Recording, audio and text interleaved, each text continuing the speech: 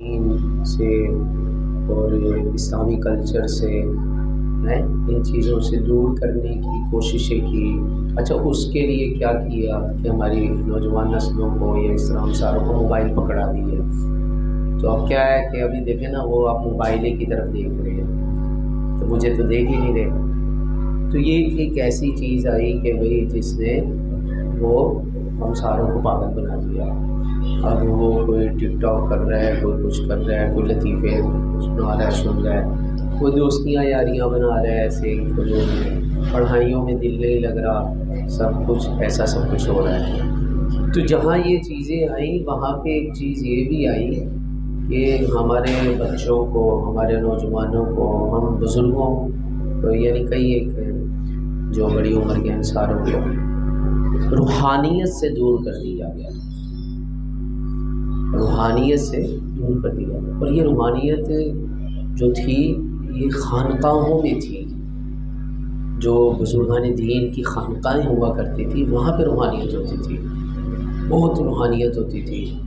اچھا، یہ روحانیت کا مطلب کیا ہے کہ یہ بزرگان دین کی خانقاہیں ہوتی تھی؟ تو جو میں جملے کہہ رہا ہوں اس کا مطلب کیا ہے؟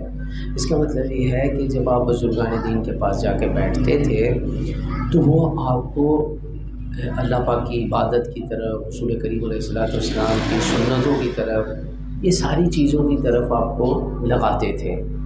تو انڈرسٹوڈ ہے یہ، یعنی ایک واضح سی بات ہے کہ جب آپ اللہ کی عبادت کریں گے، رسول کریم علیہ السلام کی سنتوں پہ عمل کریں گے تو ایک مزہ آئے گا، ایک لذت آئے گی۔ تو اس چیز سے بھی ہم کو دور کر دیا گیا۔ اس کے مختلف طریقے ہوئے، مختلف انداز ہوئے کہ کسی نے معاذ اللہ بزرگوں کو برا بھلا کہنا شروع کر دیا، کوئی کیسے سوشل میڈیا پہ کوئی جو ہے کہتا ہے یہ بات شرک ہے، کوئی کہتا ہے یہ بدعت ہے، یہ ہے فلاں، سب باتیں جھوٹی باتیں عوام کو، بیچاری عوام کو جو اس کو دین کا پتہ نہیں، ان تک پھیلائی گئی۔ تو اب غوث پاک رضی اللہ تعالیٰ عنہ جو تھے یہ بزرگ ہیں 450 ہجری کے، 500 ہجری کے بعد آپ کی 50 یا 61 کے آس پاس آپ کی مثال ہوا۔ تو یعنی ابھی 1446 ہجری چل رہا ہے، تو یہ کہہ لیجئے 1000 سال پرانے بزرگ تقریباً۔ اچھا، داتا علی حجویری رحمۃ اللہ تعالیٰ علیہ یہ 400 ہجری کے بزرگ ہیں، غوث پاک رضی اللہ تعالیٰ عنہ سے بھی پہلے کے بزرگ ہیں۔ اچھا، ادھر آئیے، عبداللہ شاہ غازی رحمۃ اللہ تعالیٰ علیہ کا مزار ہے، تو یہ تابعین میں سے ہے، یہ بزرگ ہیں، اتنے پرانے بزرگ ہیں۔ اچھا، تابعی کسے کہتے ہیں؟ تابعی کسے کہتے ہیں؟ جیسے صحابی وہ ہوتا ہے کہ جس نے حضور کا دیدار کیا، حضور کے پاس بیٹھا ہو، وہ صحابی ہو جاتا ہے۔ تو جس نے صحابہ کی زیارت کی ہوتی ہے اس کو تابعی کہتے ہیں۔ تو یہ اتنے پرانے بزرگ۔ اچھا، اب میری بات سنیں کہ اتنے پرانے بزرگ ہیں، ان کے مزارات یہاں بنے ہوئے ہیں۔ لاہور میں داتا صاحب کا ہے، غوث پاک رضی اللہ تعالیٰ کو بغداد شریف کے اندر ہے۔ اچھا، اسی طرح عبداللہ شاہ غازی رحمۃ اللہ تعالیٰ علیہ کا ساحل سمندر پر ہے۔ تو اتنے عرصے سے مسلمان سارے کے سارے وہ ان کو ولی مانتے چلے آ رہے ہیں، ان کے مزاروں پہ آ کر کے ان کے وسیلوں سے، ان کے صدقے سے اللہ تعالیٰ سے دعائیں مانگ کر کے ان کے فیوز و برکات حاصل کر رہے ہیں۔ تو اب اگر کوئی بندہ یہ ان کو معاذ اللہ برا بھلا کہے داتا صاحب کے بارے میں، غوث پاک رضی اللہ تعالیٰ عنہ کے بارے میں، اور اس کو کیا نام دے کہ یار دیکھو یہ شرک ہے، یہ بدعت ہے، بزرگوں کے ساتھ یہ تعامل ہونا چاہیے، یہ وہ فلاں کا، تو یہ سارا غلط ہو رہا ہے۔ انہی باتوں نے ہمارے بچوں کو، ہمارے نوجوانوں کو یا کئی بڑی عمر والوں کو وہ روحانیت سے دور کر دیا۔ تو بخاری مسلم شریف کی ایک حدیث شریف ہے، دونوں کے اندر یہ موجود ہے کہ رسول کریم صلی اللہ علیہ وسلم کا فرمان کہ اللہ پاک فرماتا ہے، اللہ پاک نے فرمایا کہ جو میرا بندہ میرا قرب حاصل کر لیتا ہے تو میں اس کی آنکھیں بن جاتا ہوں جس کے ساتھ وہ دیکھتا ہے، میں اس کے کان بن جاتا ہوں جس کے ساتھ وہ سنتا ہے، میں اس کے ہاتھ بن جاتا ہوں جس کے ساتھ وہ پکڑتا ہے۔ ٹھیک ہے. اچھا اس حدیث شریف کا مطلب کیا ہے؟ اب معاذ اللہ اس حدیث شریف کا مطلب یہ نہیں ہے کہ اس اللہ کے نیک بندوں کے اندر معاذ اللہ اللہ تعالیٰ آ جاتا ہے، یہ نہیں. اس حدیث شریف کا مطلب یہ ہے کہ میرا جو ولی بن جاتا ہے، جو میرا دوست بن جاتا ہے، جو میرا قریبی بندہ بن جاتا ہے، مجھے راضی کر لیتا ہے، اپنی ساری باتوں کو عملوں کو میری فرمانبرداری میں گزارتا ہے، تو پھر میں اس کو یہ انعام دیتا ہوں، اس کو یہ چیز عطا کر دیتا ہوں کہ وہ اپنی آنکھوں سے دیکھ لیتا ہے جو عام بندے نہیں دیکھ پاتے، وہ سنتا ہے جو عام بندے نہیں سن پاتے ہیں، وہ اس کی ہاتھوں میں وہ قوت آ جاتی ہے جو عام بندوں کے ہاتھوں میں قوت نہیں آتی. ٹھیک ہے. تو یہ اللہ کے نیک بندے کو اللہ تعالیٰ نے خود ہی یہ چیزیں طاقت قوت دی. اچھا اب یہ جب نیک بندے ہو جاتے ہیں تو ان سے کیا چیزیں صادر ہوتی ہیں؟ کرامت. کرامت کیا ہوتی ہے؟ کرامت اور معجزہ یہ کیا چیز ہوتی ہے؟ یہ ہوتا ہے کہ کوئی خلاف عادت کوئی چیز پیش کرنا، وہ کرامت ہو جاتی ہے، یہ معجزہ ہو جاتا ہے. مثال کے طور پہ اب جیسے کسی درخت کو کہنا کہ ادھر آ میرے پاس آ، تو وہ درخت وہاں سے اکھڑ کر چلنا شروع ہو جائے. پتھروں کو کہنا کہ یہ میری گواہی دیں گے تو وہ کلمہ پڑھنا شروع ہو جائے. اچھا کسی جانور کو یہ حکم دینا رک جا تو وہ ایک دم رک جائے، پتھر کا بن جائے، آگے چل ہی نہ پائے، یہ کرامتیں. اچھا اب اس چیز کو اگر آپ نبی کی طرف منسوخ کریں گے، کسی نبی کے سے بات ہوئی تو اس کو معجزہ کہہ دیتے ہیں، اور اگر کسی ولی سے جو نبی نہیں ہے اس سے یہ بات ہوتی ہے تو اس کو آپ کرامت کہہ دیتے ہیں. یہ کرامت جو ہے قرآن مجید کے اندر 19ویں سپارے کے اندر سورہ نمل میں حضرت آصف بن برخیہ، یہ حضرت سلیمان علیہ السلام کے وزیر تھے.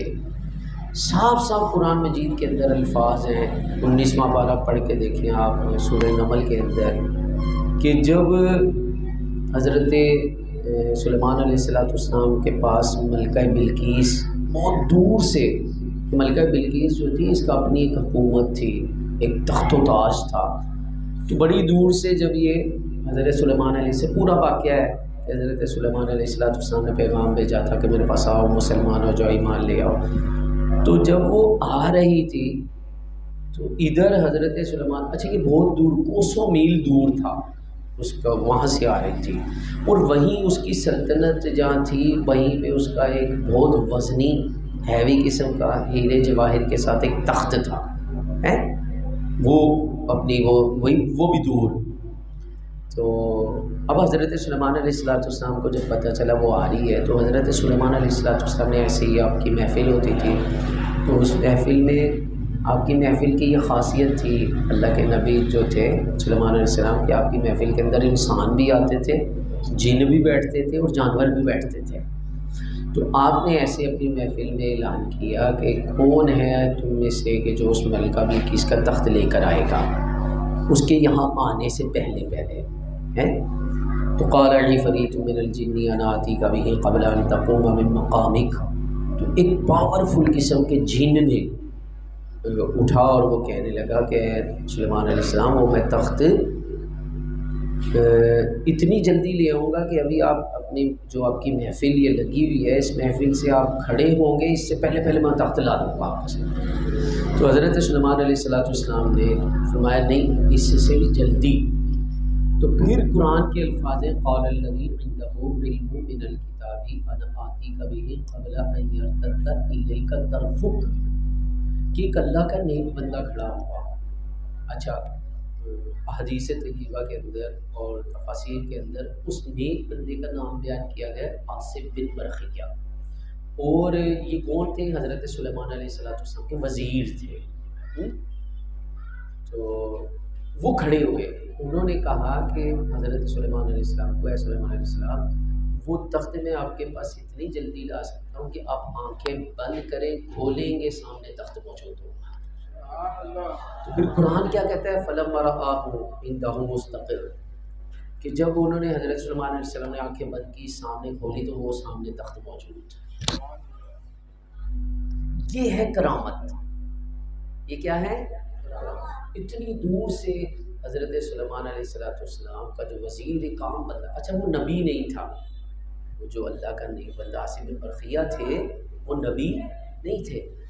اب ذرا غور کریں، آپ غور کریں، توجہ کریں، یہ قرآن کے اندر یہ واقعہ ہے نا، تو کیا وہ اللہ کے نبی جو تھے حضرت سلیمان علیہ السلام، ان کو تو اللہ تعالیٰ نے بڑی پاورفل حکومت دی تھی، تو فَسَخَّرْنَا لَهُ الرِّيحَ تَجْرِي بِأَمْرِهِ رُخَاءً حَيْثُ أَصَابَ، قرآن کی آیت ہے کہ ہم نے اس سلیمان کے لیے ہوا کو اس کے تابع کر دیا ہے، یہ اس کے حکم سے ایسے نرم نرم چلتی ہے۔ یعنی کیا تھا، حضرت سلیمان علیہ السلام ایسے ہوا کو جو حکم دیتے تھے ہوا کر دیتی تھی۔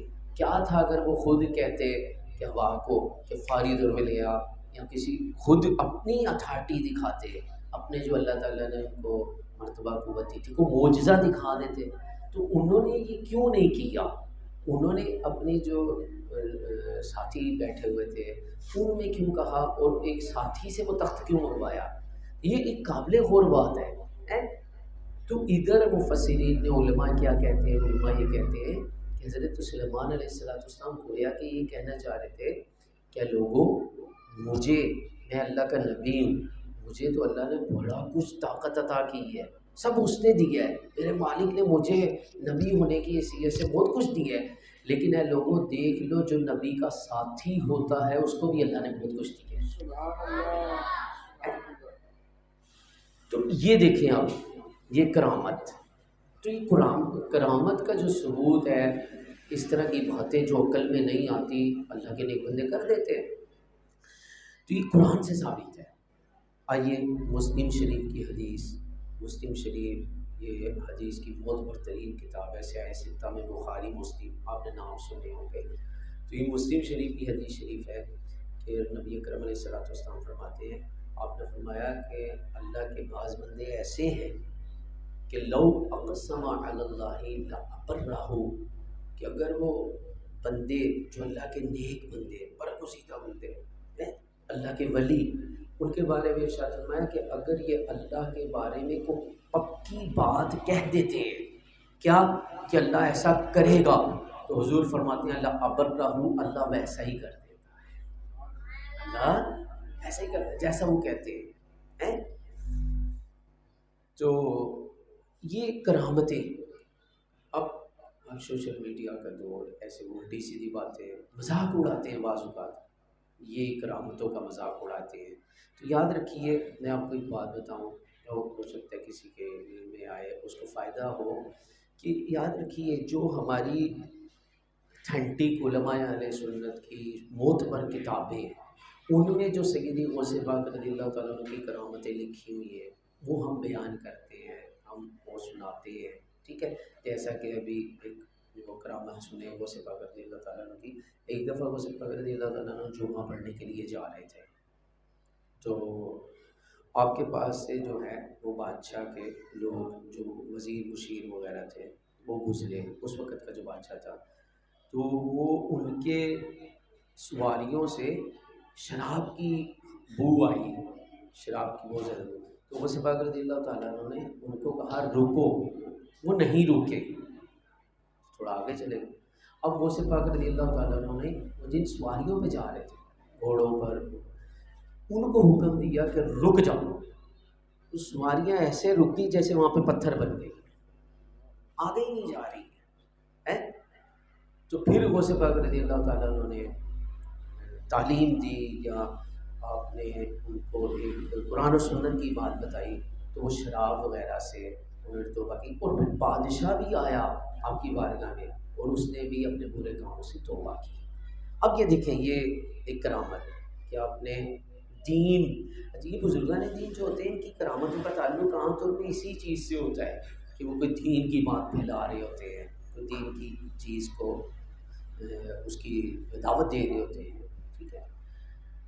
تو یہ اس طرح کی کرامتیں جو ہے نا، جو ہماری معتبر کتاب، یہ معتبر ہے۔ اب جیسے معاذ اللہ یہ ایک جھوٹی بات ہے، یہ اس کا کوئی ہماری کتابوں میں ذکر نہیں ہے، وہ حضور غوث پاک رضی اللہ تعالیٰ کا دھوبی، وہ دھوبی کہ بھائی اس کا ان کا دھوبی تھا، یہ وہ فلاں وغیرہ، اس کو لے کر کے مذاق اڑایا جاتا ہے۔ تو یاد رکھیے یہ من گڑت بات ہے، اس کا غوث پاک رضی اللہ تعالیٰ عنہ سے کوئی تعلق نہیں ہے اس واقعے کا۔ اہل سنت و جماعت کی یہ مسجد ہے، میں الحمدللہ سنی قادری سب، میں آپ کو یہ بات بتا رہا ہوں کہ یہ واقعہ غلط ہے۔ تو مطلب کیا، یہ میں نے جملے کیوں کہے ہیں، یہ اس لیے کہے ہیں تاکہ آپ کو پتہ چلے کہ اہل سنت کی تعلیمات کیا ہیں۔ ہم صحیح بات کی تعلیم کرتے ہیں، تو اگر اب کوئی جھوٹ بولتا ہے کہ نہیں جی یہ شرک پھیلاتے ہیں، یہ بدعت پھیلاتے ہیں، تو ہمارے ہاں اللہ کا شکر، اب اہل سنت و جماعت جو اعلیٰ حضرت کے ماننے والے ہیں ان میں کوئی شرک نہیں، کوئی بدعت نہیں، وہ سچے سچے اسی راستے پر ہیں کہ جس راستے کا اللہ پاک نے، اللہ کے رسول صلی اللہ علیہ وسلم نے ہم کو حکم دیا ہے، ٹھیک ہے۔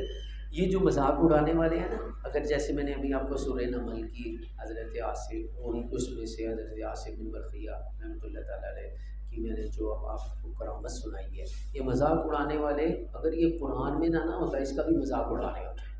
ہاں، ایک بابا تھا جی، دیکھو جی یہ بیان کر رہے ہیں، اتنی دور سے ملتا ہے کہ اس کا تخت لے آیا، یہ ہے وہ، مذاق اڑا رہے ہوتے ہیں۔ تو یہ تو پھنسے ہوئے ہیں کہ اس کا انکار نہیں کرتے ہیں، کیونکہ قرآن مجید کے صاف صاف الفاظ ہیں۔ تو کہنے کا مقصد میرا پیارے اسلام بھائیوں اور بزرگوں، جو بچے مجھے غور سے سنتے ہیں، وہ یہ ہے کہ آپ ابھی آپ کے سامنے نا جو اچھا سچا سچا بزرگوں کے طریقے پر چلنے والا ایک رستہ ہے، وہ کیا ہے؟ الحمدللہ دعوت اسلامی کا ماحول۔ یہ دعوت اسلامی اللہ کا شکر، صحیح العقیدہ سنی اور عین بزرگوں کے عین مطابق اعلیٰ حضرت کو چاہنے والی، غوث پاک سے محبت کرنے والی، سب بزرگوں سے، اہل بیت اطہار، صحابہ کرام، تمام نبیوں سے، تمام جو جو ان کے مرتبے ہیں ان کے مطابق عزت عظمت ادب کرنے والے۔ تو آپ خود بھی، اپنے بچوں کو بھی آپ اس ماحول سے وابستہ کریں۔ آپ کسی نہ کسی طریقے سے آپ جو ہے مدنی چینل دیکھ لیں، آپ ہفتہ واری اجتماع میں جمعرات کو شرکت کر لیں، آپ کسی مدرسہ والدان میں اپنے جو اسلامی بھائی ہیں ان کے پاس بیٹھ جائیں، اس طرح یعنی وہ اچھا ہمارا سلسلہ کون سا ہے؟ قادری سلسلہ ہے، امیر اہل سنت کی نسبت سے پھر محمد طاری بن جاتے کہلاتے ہیں، تو طاری کا معنی بھی قادری ہے، اور قادری کا مطلب غوث پاک رضی اللہ تعالیٰ عنہ کا سلسلہ ہے۔ تو اس طرح آپ بیعت بھی کر لیں امیر اہل سنت سے، غوث پاک کا مرید بھی ہو جائے، اپنے آپ کو اچھوں سچوں کے ساتھ منسلک رکھیں، ٹھیک ہے۔ اللہ پاک نے قرآن مجید میں کیا ارشاد فرمایا؟ یا ایھا الذین آمنوا اتقوا اللہ وکونوا مع الصادقین، اے ایمان والو تقوی پرہیزگاری اختیار کرو، تقوی پرہیزگاری اختیار کرو، نمازیں پڑھو، قرآن مجید کی تلاوتیں کرو، حضور کی سنتوں پہ عمل کرو، تقوی پرہیزگاری، میرا خوف ہونا چاہیے، اچھوں سچوں کی محبتیں، یہ ساری چیزیں تقوی پرہیزگاری میں آئیں گی۔ فرمایا تقوی پرہیزگاری کرو، وَقُولُوا مَعَ الصَّادِقِينَ، اور سچوں کے ساتھ ہو جاؤ۔ سچوں کے ساتھ ہو جاؤ کا مطلب، سچوں کے ساتھ ہو جاؤ کا مطلب کیا ہے؟ کہ اللہ کے نیک بندوں کے ساتھ ہو جاؤ۔ سچ کون بولتا ہے؟ جو اللہ کا نیک بندہ ہوتا ہے۔ آپ دیکھیں ہمارے ہاں آج جھوٹ بہت ہے، یہ چھوٹے چھوٹے بچے ہیں یہ بہت جھوٹ بولتے ہیں۔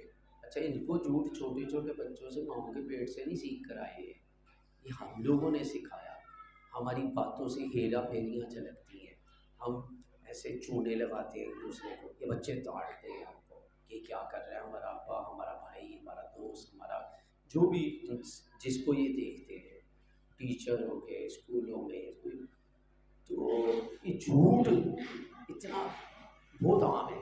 اب سچ کون بولے گا؟ سچ وہ بولے گا جس کو پتہ ہے کہ اللہ نے، اللہ پاک نے، اس کے پیارے حبیب علیہ السلام نے، یا اچھے اور سچے جو اللہ کے نیک بندے تھے ساروں نے جھوٹ کو برا کہا ہے۔ اب وہ جس کے ذہن میں یہ بات ہوگی جھوٹ برا ہے تو وہ جھوٹ بولے گا، تو یہ بھی اللہ کا نیک بندہ ہو گیا۔ تو اللہ پاک فرما رہا ہے کہ میرے نیک بندوں کے ساتھ ہو جاؤ، ان کی صحبت میں بیٹھو ہیں۔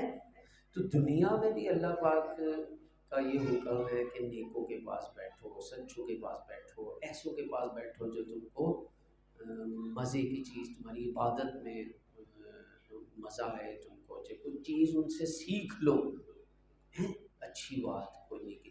چلو دنیا کی بات بھی صحیح، دنیا کی باتوں میں بھی کوئی اچھی دیانتداری والی چیز سیکھ لو، سچائی والی چیز سیکھ لو، تو دنیا میں بھی اچھوں کے ساتھ رہے، اور پھر جب موت کا وقت ہوگا یا پھر قیامت کا وقت ہوگا تو پھر اللہ پاک ایسے نیک بندے کو، کیا قرآن کی آیت ہے کہ اللہ پاک فرماتا ہے اس وقت اللہ پاک کی طرف سے یہ اس نیک بندے کو کہا جائے گا، کیا کہا جائے گا؟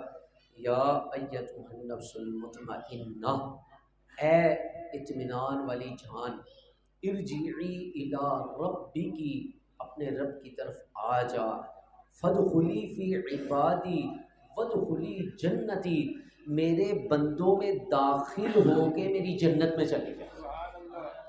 یعنی غور کیجئے، اللہ پاک آخرت میں جنت میں بھیج رہا ہے اور فرمایا جا رہا ہے جنت میں چلی جا اے اطمینان والی جان، یعنی نیک بندوں کو کہا جائے گا، جو اللہ کے انبیاء ہیں، جو اللہ کے نیک بندے ہیں، یا اور عام بندوں میں بھی جو نیک بندے ہیں، ان کو یہ کہا جائے گا کہ میرے دیگر نیک بندوں میں داخل ہو کے میری جنت میں جاؤ، یعنی ان کے ساتھ جنت میں جاؤ۔ تو آخرت میں بھی اللہ پاک اپنے نیک بندوں کے ساتھ جنت میں داخلے کا فرما رہا ہے، دنیا میں بھی کہا نیک بندوں کے ساتھ ہو جاؤ، اور آخرت میں